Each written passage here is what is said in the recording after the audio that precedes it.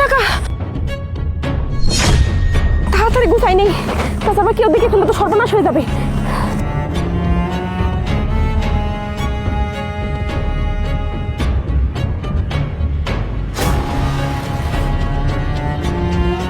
আগে গুনে দেখি কত টাকা আছে। 1 2 3 61 62। আরে বাবারে, আমার তো 30,000 টাকার দরকার, কিন্তু এখানে তো দেখতেছি 1,000 টাকা বেশি আছে।